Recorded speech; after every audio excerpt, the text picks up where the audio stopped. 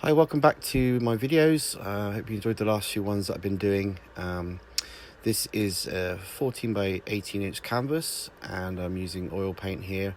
I've already sketched out an idea that was in my head, completely made up, this landscape, which is a little bit scary sometimes because you don't know how it's going to turn out. But I started with the sky. I already had in my mind the top colours would be warm, and under the water at the bottom there would be colder colours. So I've got yellow ochre, white, a little bit of yellow, lemon yellow. I've got a small flat bristle brush here, adding a bit more white in here. So basically I'm just making up the clouds with yellow ochre at the top and going back down to more white. And then I'm starting putting in the background mountains. So I've added a bit of I want to make some sort of purpley colour, so I kind of added a bit of crimson, possibly a bit of burnt sienna into this, and a little bit of blue as well, a little bit of Prussian blue, just to give it a slight purpley kind of colour. But I've still got the yellow ochre in there, so it's sort of yellow ochre, white, and a little bit of either crimson and probably burnt sienna, just to tone it down a little bit. I didn't want them to be too bright, so after doing this I think I went over them again with a bit more yellow ochre and white, just to kind of set them back a little bit further into the landscape. But I'm using the same flat brush here, very small little flat brush that I've been using for a long time, so it's got a nice edge to it. There's some background mountains, just yellow ochre, just give it some distance, sort of working my way forward. The closer things get, the warmer the colours get. Here's the trees. I'm using I'll show you the brush in a minute. I think this is burnt umber. We're using all the same colours really as before, so you've got a little bit of burnt umber in there as well, just to give the darkness of the tree trunks. I thought I'd put them in first. I've already sketched them roughly, so I've already got the pattern there. It's good to do natural subjects like trees and flowers in odd numbers. It looks more natural. So I got 6 trees there. I'm like, that's an even number, but a lot of them are split. So yeah, I always like to have one dangly on the edge, one far away from the group. It kind of looks a bit more natural. So that's this is the brush I'm using for the leaves. I'm adding a lot of, you see the brush, it's very old and very well used fan brush. It's quite good for oil paint for leaves. I'm using I've got a bit more lemon yellow in there. You can see the lemon yellow coming in for some highlights where the sun might be hitting some of the leaves. But burnt sienna, burnt umber, a little bit of crimson perhaps in some areas, and a little bit more lemon yellow in some of the other areas, just to bring a bit of texture to the trees. So you've got the light and the dark areas, but the light is predominantly behind these trees, so they are going to be quite dark anyway. I'm adding a little bit of sap green in here with this round-headed brush, just to add a little bit more. I wanted to kind of look autumnal. That's the right word, isn't it? Autumnal. So I got that kind of warm tones, and the grass is dying and the leaves are dying, so it's got this kind of nice warm tones to them all. This is a very small pointed round head brush, which I use just for the branches here. And now I'm starting to paint in some of the rocks, which I'm using.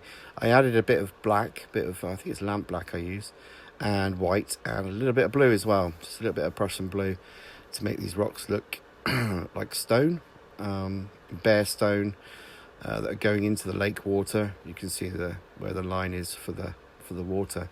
I've never really done anything like this before, a painting where it's kind of split with water, as if you can see under the water. I think I might have done it once before, but I don't know, I've just seen a lot of pictures recently of this kind of thing, and I really enjoyed the fact that I could split the canvas in half and have a traditional landscape up the top, and then have a weird sort of underwater experience down below, and sort of link the two together. And this is just an idea from my head. It was all about finding treasure, finding your treasure in life, that's sometimes out of sight. That's basically what the painting's about. Going back to the trees, adding a bit more, possibly a bit of black to the trees, just to give the trunks a bit more darkness, whatever. So I got, this is Prussian blue, Winsor & Newton colour. Is it? No, it's Dale and Rowley, isn't it? Yeah. Showing you the paint tubes. This is lemon yellow, which I scraped off the palette, which is below me. And then a bit of burnt umber as well. You can see I'm running out. I need to get some more of that. So those are the colours I'm going to predominantly use for this bottom half here that's underwater. So I just thought I'd show you those three colours. I'm also going to use white, obviously, and black too. But these three are the colours that I would use for this bottom half. I tried to limit the palette because underwater, it's all sort of very similar. The colours, if it's a lake water, you're going to get a sort of similar colour running through the whole palette, really. So I started with this is Prussian blue, but lemon yellow there, mixing in with the Prussian blue gives that nice green colour and turquoisey colour. That's where the light's going to be, there in the middle of the canvas, that little bit of light there. That's the treasure of what this person's going to find. Then I'm adding the blue. I obviously realised at some point this is too blue. I just wanted it more murky than this. This was a bit too bright. It was like the sunlight, the setting sun in the background obviously wouldn't give you this bright blue water. So I kind of went back and added more haze and more yellow to the whole canvas, more of a turquoisey green feel to it. It's a bit too blue to start with, but I thought I'd get that blue there underneath anyway.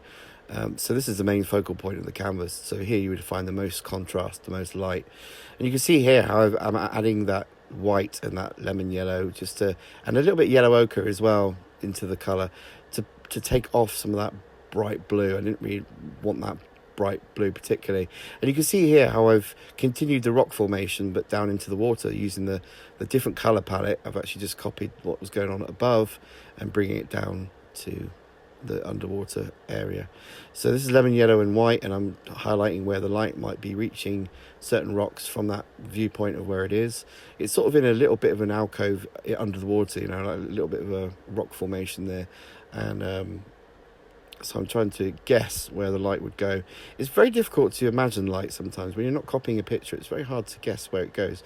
But if you've got a centre of light there, it's all coming from that centre of light. So you sort of bring everything outwards from that and gradually fades as it goes further away. So that's a just general painting technique there. Just, things from the centre of the light, obviously things get darker further away. Now I'm adding just white to show the ripples of the water at the very top here, where it might be hitting the rocks, or it might be just a little bit rippled at the top there, so you see where the line of the water is.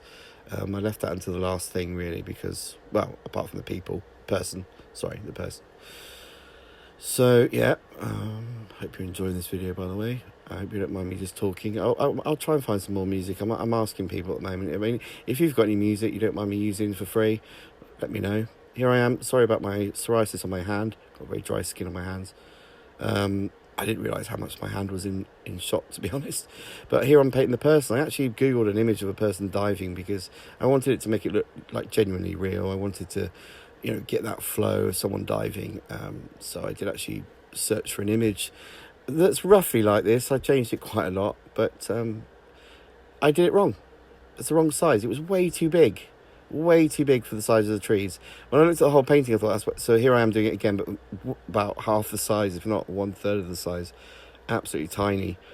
Because I realised if that person had just jumped in the water from above, they would be a giant compared to the trees. So, yeah, I was kind of treating it like two paintings, one underneath water, one above, but obviously they have to work physically. So this person was way too big for the trees above, so I had to go back and just do it again, which takes a bit of time, but I'm glad I did it. I'm glad I bothered to do it, because there was one point I thought I can't be bothered to do it, but I thought, no, I want this painting to be really nice, so I want it to work well. I think in a minute I'm going to start using a toothbrush, but you don't really see what I'm doing because my hand's in the way, so I'm really sorry about that. I need to work better at the camera angles, but I wanted to put some splashes of water where the bubbles are. So I use a toothbrush. So I use a bit of white paint and oil paint, and I dilute it slightly with some white spirit or whatever you use to make it quite runny. And then you can dip your old toothbrush in it and flick it on. So you run your finger from front to back on the toothbrush. And use my hand here as a shield, not to get too much splatter all over the canvas. Just trying to, maybe through my fingers like that, try and control where the splatter goes. You should have seen my hands in the morning. Disgusting. But there you go. You see, you get that splash of water where they have just dived into the water. So, and I'm adding a little bit more white again, more of a splash trail, so you can see exactly where this person's come from and where they're going, what direction. That's pretty much it, really. I did add a few more things in the final painting. I added another little island to the right of the painting and some other little things I'll show you in a second. But that's, I'm going back, darkening that side. I want that to stand out a little bit more. So there you go. So this is it. See, I added that little island back there, so something in between the two, and some little fishes which don't really look like fish, but you get an indication that they're fish, and that's the final painting. Hope you like it. And there she is, he or she, diving for the treasure. This painting will be on sale on my website, so thanks for watching. Take care.